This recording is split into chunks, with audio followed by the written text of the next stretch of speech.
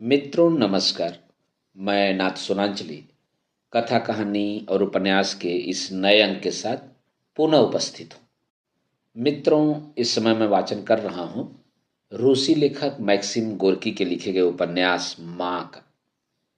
मित्रों, अब तक मैं इस बेहतरीन उपन्यास के भाग 27वें तक का वाचन अपने वाचन के पिछले क्रम में कर चुका हूँ। आज लीजिए सुनिए उपन्यास माँ के भाग 28 का वाचन मेरे अर्थात नाथ सोनांचली के स्वर में।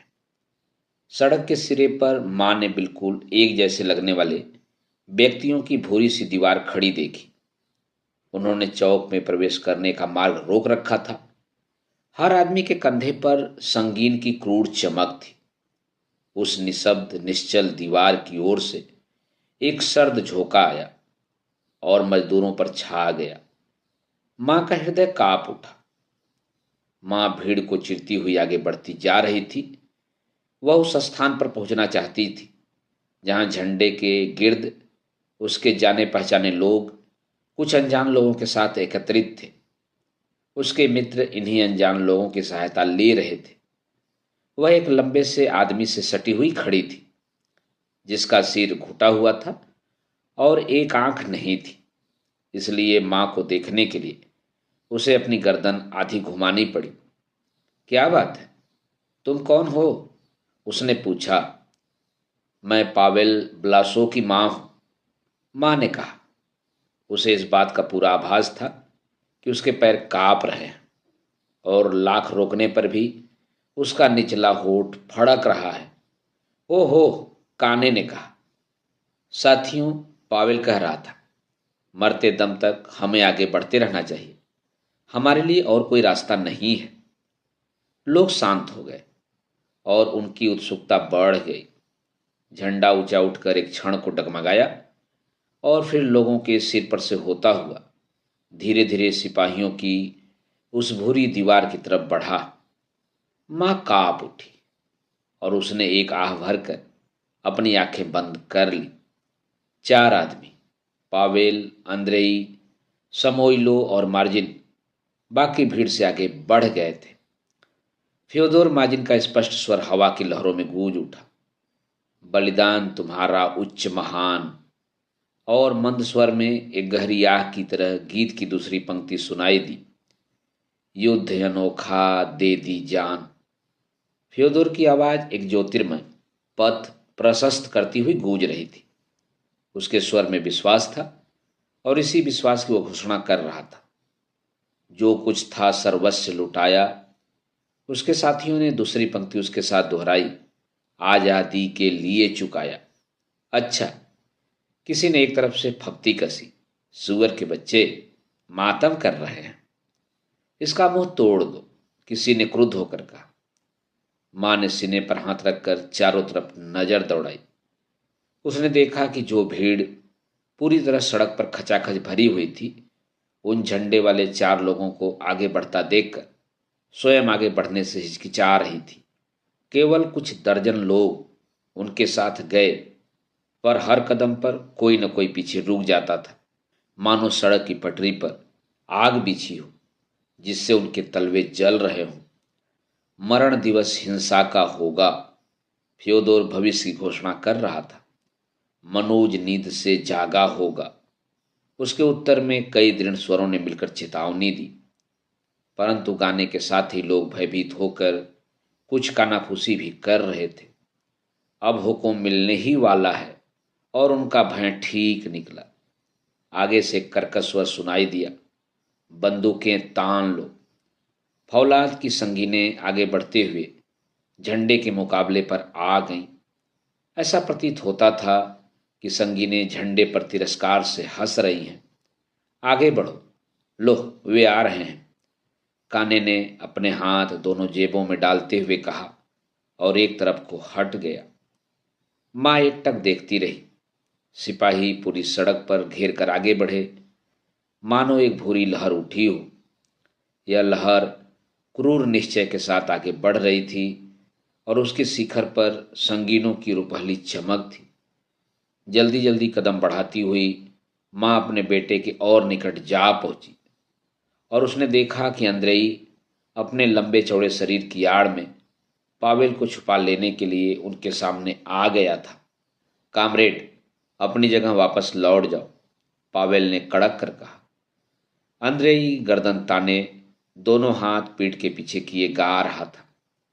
पावेल ने उसे कंधे से ठेलते हुए एक बार फिर चिल्ला कर कहा, पीछे हटो, तुम्हें ऐसा करने का कोई अधिकार नहीं है। झंडा सबसे आगे रहेगा, यहां से हट जाओ।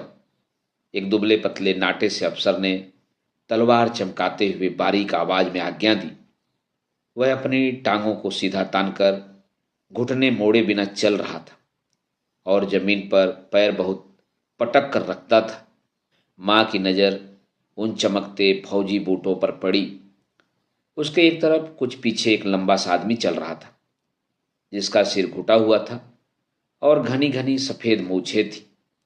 वह लाल अस्तर वाला लंबा सा भूरा कोट पहने था और उसकी फतलून पर बगल की तरफ चौड़ी चौड़ी पीली पट्टी लगी हुई थी।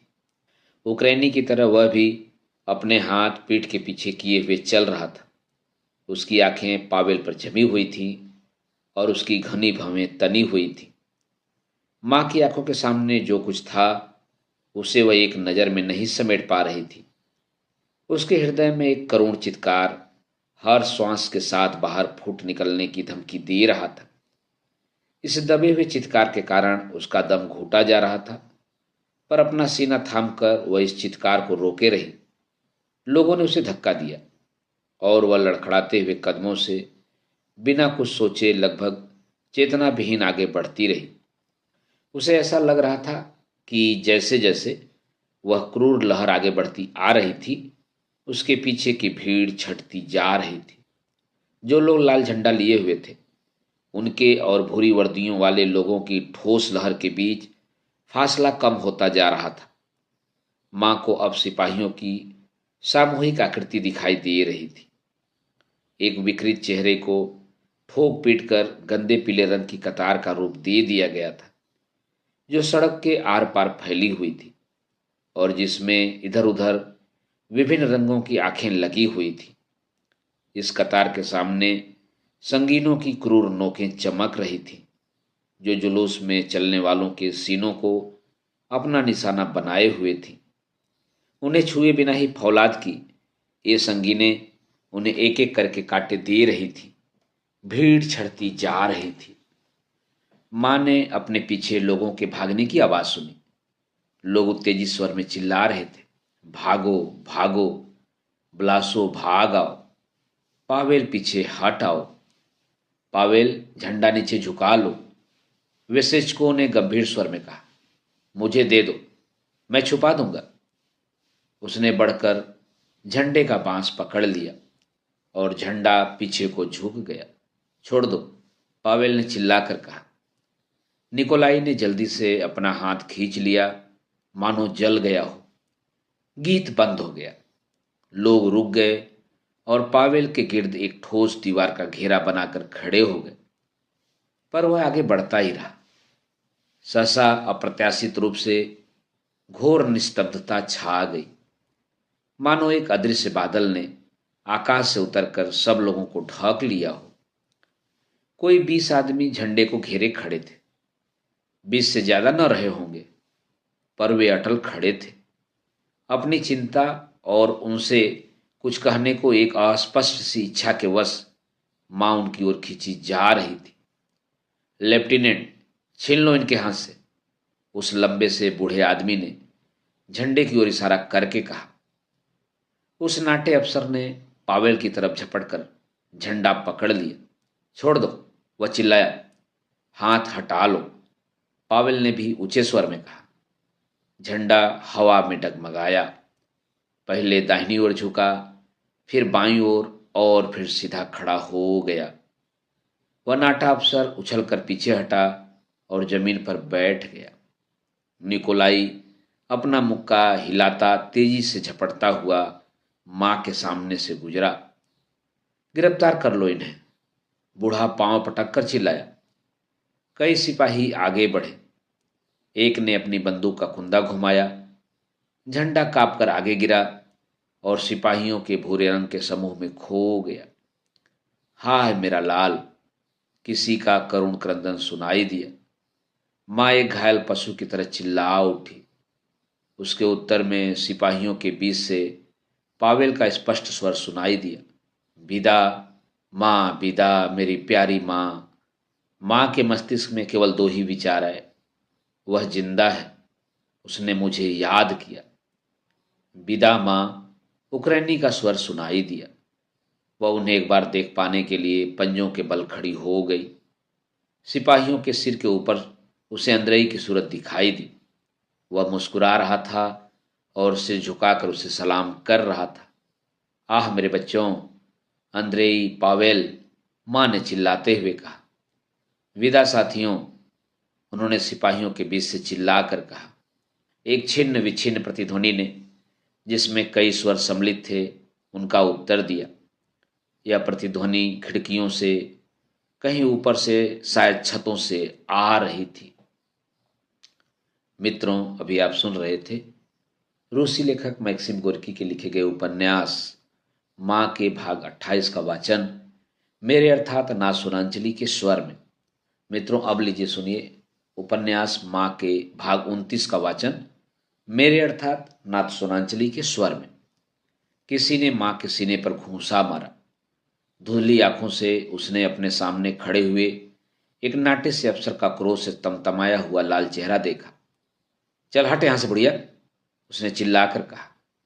माँ ने उस पर एक सरसरी सी नजर दौड़ाई।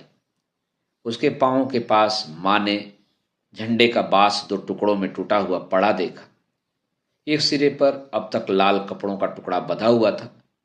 माँ ने झुककर उसे उठा लिया। अफसर ने उसके हाथ से झंडा छीनकर उसे एक तरफ धकेल दिया। मैं कहता हूं हट जाओ यहां से, उसने पांव पटक कर चिल्लाते हुए कहा। सिपाहियों के घेरे में से गीत की आवाज आई, उठ जागो भूखे बंदी। माँ की आंखों के आगे हर चीज घूम रही थी, तैर रही थी और कांप रही थी। हवा में एक भयानक गूंज थी, जैसे तार के खंभों की भनभनाहट होती है। अफसर झपट कर आगे बढ़ा। बंद करो यह गाना, उसने रोज से अपनी बारीक आवाज में चिल्लाकर कहा। सार्जेंट मेजर क्राइनोफ लड़खड़ाते हुए कदमों से माँ वहां तक गई जहां वह टूटा हुआ बांस का टुकड़ा पड़ा था और उसे उठा लिया। बंद कर दो इनके मुंह। गीत लड़खड़ाया, थर्राया और कांप कर बंद हो गया। किसी ने माँ के कंधे पर हाथ रखा और उसे पीछे घुमाकर एक धक्का दे दिया। चलो चलो यहां से, हट जाओ सड़क पर से, अफसर चिल्लाया। माँ ने कुछ दूर पर एक दूसरी भीड़ देखी। वे लोग धीरे धीरे सड़क पर पीछे हटते हुए, चिल्लाते, गालियां देते हुए, सीटियां बजाते हुए घरों की चारदीवारियों के पीछे हो जाते।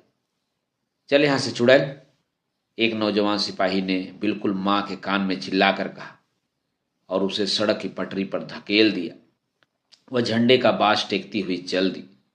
उसके शरीर में बिल्कुल जान नहीं रह गई थी। दूसरे हाथ से वह दीवारों और चारदीवारियों का सहारा लेती हुई चल रही थी कि कहीं गिर न पड़े। लोग उससे कतरा कर निकल जाते।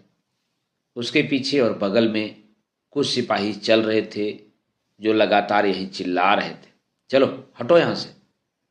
माँ ने उन्हें आगे निकल जाने दिया और फिर रुककर चारों ओर उन सिपाहियों को देखा जो चौक में घुसने का रास्ता रोके खड़े थे। चौक खाली पड़ा था। उसके सामने भूरी वर्दियां पहने हुए जो सिपाही थे वे लोगों को पीछे ठेलते जा रहे थे। उसका जी चाहा कि वह पीछे हट जाए, पर अनायास ही वह आगे बढ़ती रही और एक पतली सी सुनसान गली के नुक्कड़ पर पहुंचकर उसमें मुड़ गई। कुछ दूर चलकर वह फिर रुक गई और एक लंबी आह भरकर सुनने लगी। सामने कहीं से उसे भीड़ का कोलाहल सुनाई दिया। बांस टेकती हुई वह फिर आगे बढ़ी। उसकी भौहें फड़क रही थी। वह अचानक पसीने में नहा गई थी। उसके होठ हिल डुल रहे थे। वह अपना हाथ पटक रही थी और उसके मस्तिष्क में बिखरे हुए शब्द चिंगारियों की तरह चमक रहे थे। इन चिंगारियों ने बढ़ते बढ़ते एक ज्वाला का रूप धारण कर लिया। उसकी उत्कट इच्छा हुई कि वह इन शब्दों को बाहर निकाले, इन्हें जोर जोर से चिल्लाकर कहे। गली आगे जाकर एकाएक बाईं तरफ मुड़ गई और वहां मां ने बहुत से लोगों को झुंड बांधकर खड़े देखा। भाई, संगीनों की बाढ़ का मुकाबला करना कोई हंसी मजाक नहीं होता, किसी ने ऊंचे और दृढ़ स्वर में कहा। पहले कभी देखा था ऐसा? किसी तरह वे लोग आगे बढ़ती हुई संगीनों के सामने सीना ताने खड़े रहे, चट्टान की तरह, बिल्कुल निडर। अब समझ में आया पावेल बुलासोव क्या है। और वह उक्रेनी, हाथ पीछे किए वह भी बराबर मुस्कुराता रहा। बड़ा निडर है वह भी। दोस्तों, मां ने धक्का देकर उनके बीच में पहुंचकर चिल्ला कर कहा। उन्होंने बड़े आदर से उसके लिए रास्ता कर दिया। कोई हंस पड़ा। देखा, वह झंडा ले आई, झंडा उसके हाथ में है। चुप रहो, किसी ने कठोर स्वर में कहा। मां दोनों हाथ फैलाकर बोलने लगी। सुनो, भगवान के लिए मेरी बात सुनो। तुम सब भले लोग हो, मुझे बहुत प्यारे हो। आज जो कुछ हुआ उससे डरो नहीं। सबके लिए इंसाफ की खातिर हमारे बच्चे, हमारे कलेजे के टुकड़े मैदान में निकल आए हैं। उन्होंने तुम सबके जीवन को सुखी बनाने के लिए यह झंडा उठाया है। वे एक नया जीवन चाहते हैं, सत्य और न्याय का जीवन। वे सब लोगों की भलाई चाहते हैं। मां का कलेजा फटा जा रहा था और उसका गला सूख रहा था। उसके हृदय की गहराई से नए महान शब्द उत्पन्न हो रहे थे, ऐसे शब्द जो सबसे प्रेम करना सिखाते थे, जो उसकी जबान को चिंगारियों की तरह जलाकर उसे प्रवाह और उत्साह के साथ बोलने पर बाध्य कर रहे थे। वह देख रही थी कि सभी लोग चुपचाप उसकी बातें सुन रहे थे और उसे ऐसा लगा कि वे कुछ सोच रहे हैं। उसके अंदर यह इच्छा उत्पन्न हुई और अब वह इच्छा को अच्छी तरह समझ रही थी कि वह उनसे अपने बेटे और अंद्रेई और उन तमाम लोगों का अनुसरण करने का आग्रह करे जिन्हें उन्होंने सिपाहियों के हाथ में पड़ जाने दिया था, जिन्हें उन्होंने उनके भाग्य पर छोड़ दिया था। अपने चारों ओर खड़े हुए लोगों पर, जो एकाग्रचित्त होकर बड़े ध्यान से उसकी बातें सुन रहे थे, एक सरसरी सी नजर डालकर वह कोमल शब्दों में आग्रह करती रही। हमारे बच्चे सुख की खोज में लड़ाई के मैदान में उतरे हैं और उन्होंने यह सब हम सबके खातिर किया है, उस सत्य के लिए किया है जिसके लिए ईसा मसीह ने अपने प्राण दिए थे। वे उन तमाम चीज़ों के खिलाफ लड़ने के लिए मैदान में उतरे हैं जिन्हें पापी लोगों ने, झूठे और लालची लोगों ने हमें बांधने के लिए, हमारी आवाज़ बंद करने के लिए, हमें कुचल देने के लिए इस्तेमाल किया है। प्यारे भाइयों, ये नौजवान हम सबकी खातिर, सारी दुनिया की खातिर, हर जगह के मजदूरों की खातिर कमर बांध कर मैदान में आए हैं। उनका साथ न छोड़ो, उनकी तरफ से मुंह न मोड़ो। अपने बच्चे को अकेले आगे बढ़ने पर मजबूर न करो। अपनी हालत पर विचार करो। अपने बच्चे के साहस पर विश्वास रखो। जिन्होंने सत्य की घोषणा की है और उसके लिए मुसीबतें उठा रहे हैं, उन पर भरोसा रखो। उसका स्वर रूध गया और वह लड़खड़ा गई। उसे मूर्छा आ रही थी। किसी ने बढ़कर उसे थाम लिया। 16 आने खरी बात कर रही है, किसी ने उत्तेजित स्वर में कहा। 16 आने सच, समझे? देखो तो बेचारी खुद को कितनी तकलीफ दे रही है, किसी ने सहानुभूति प्रकट करते हुए कहा। अरे, खुद को तकलीफ नहीं दे रही है, हम मूर्खों को धिक्कार रही है, किसी दूसरे ने डांट कर कहा। ईसा मसीह के भक्तों, एक औरत ने ऊंची कांपती हुई आवाज में कहा। मेरा मित्या, वह बिल्कुल साफ दिल का आदमी है। आखिर उसने क्या बुराई की? यही ना कि अपने साथियों के पीछे पीछे गया। वह उन्हें प्यार करता था। यह ठीक ही कहती है कि हम अपने बच्चों को मुसीबत में अकेला क्यों छोड़ दें। उन्होंने कौन सी गलती की है? ये सब सुनकर मां कांप गई और चुपके चुपके रोने लगी। पेला गया निलोना, घर जाओ, सिजो ने कहा। जाओ मां, बस आज बहुत हो गया। उसका चेहरा उतरा हुआ और दाढ़ी उलझी हुई थी। सहसा वह तनकर खड़ा हो गया और उसने चारों ओर एक कठोर दृष्टि डाली। तुम सब लोगों को मालूम है कि मेरा बेटा मतवेई कारखाने में काम करता हुआ मारा गया। उसने स्पष्ट स्वर में कहना शुरू किया। लेकिन आज अगर वह जिंदा होता तो मैं खुद उसे इन लोगों के साथ भेज देता, उन लोगों के साथ जो आज पकड़े गए हैं। मैं खुद उससे कहता, मतवेई तू भी जा, यही सच्चा रास्ता है, ईमानदारी का रास्ता है। सहसा वह बोलते बोलते रुक गया। बाकी सब लोग भी चुप थे। किसी नई और विशाल शक्ति ने उन्हें अपने वश में कर लिया था, पर अब ये लोग उससे डरते नहीं थे। सिजो ने अपना मुक्का हवा में उठाकर हिलाया और बोला, मैं एक बूढ़ा आदमी तुम्हारे सामने बोल रहा हूं। तुम सब लोग मुझे जानते हो। मैंने इस पृथ्वी पर 53 बरस बिताए हैं और 39 बरस से मैं यहां काम कर रहा हूं। आज उन्होंने फिर मेरे भतीजे को गिरफ्तार किया। वह बहुत अच्छा और होशियार लड़का है। वह भी बलासव के बगल में ठीक झंडे के पास सबसे आगे चल रहा था। उसने अपना हाथ हिलाया और ऐसा मालूम हुआ कि जैसे उसके शरीर से कुछ जान निकल गई हो। उसने मां का हाथ पकड़कर कहा, इस औरत ने जो कुछ कहा वो सच है। हमारे बच्चे ईमानदारी और समझदारी का जीवन बिताना चाहते हैं और हमने उन्हें अकेला छोड़ दिया है। सचमुच हमने उनका कोई साथ नहीं दिया है। आओ पेला गया निलौना चलें। मेरे अच्छे लोगों, मां ने अपनी लाल आंखों से चारों तरफ देखते हुए कहा, जीवन हमारे बच्चों के लिए है, सारी पृथ्वी उन्हीं की है। जाओ पेला गया निलौना, घर जाओ, लो यह अपनी लाठी। सिजो ने उसके हाथ में झंडे का टूटा हुआ बांस देते हुए कहा। वे उदास भाव से मां को बड़े आदर की दृष्टि से देखते रहे और दबी जबान से सहानुभूति प्रकट करते रहे। सिजो ने चुपचाप उसके लिए रास्ता साफ किया और लोग उतनी ही खामोशी से इधर उधर हट गए। किसी अज्ञात प्रेरणा के वश वे गली में उसके पीछे पीछे चल पड़े और चलते चलते वे एक दूसरे से बहुत ही दबी आवाज में दो चार शब्द कहते जाते थे। अपने घर के दरवाजे पर पहुंचकर मां ने उनकी तरफ मुड़कर देखा और लाठी पर झुककर कृतज्ञता प्रकट करते हुए कोमल स्वर में कहा, धन्यवाद। और उस विचार को याद करके, उस नए विचार को जो उसके हृदय की गहराई से उत्पन्न हुआ था, उसने कहा, अगर लोगों ने ईश्वर के नाम पर अपने प्राणों की बलि न दी होती तो ईसा मसीह का कोई नाम भी न जानता। जन समुदाय चुपचाप टकटकी बांधे उसे देखता रहा। एक बार फिर उसने झुककर लोगों को सलाम किया और घर के अंदर चली गई। सिजो भी सिर झुकाकर उसके पीछे पीछे अंदर चला गया। कुछ देर तक लोग फाटक पर खड़े बातें करते रहे, फिर वे धीरे धीरे वहां से चले गए। मित्रों, अभी आप सुन रहे थे मैक्सिम गोर्की के लिखे गए उपन्यास मां के भाग 29 का वाचन मेरे अर्थात नाथ सोनांचली के स्वर में। मैक्सिम गोर्की के लिखे गए उपन्यास के आगे के भागों का वाचन आप मेरे वाचन के अगले क्रम में सुन सकते हैं। तो जुड़े रहिए कथा कहानी और उपन्यास के साथ। धन्यवाद। नमस्कार।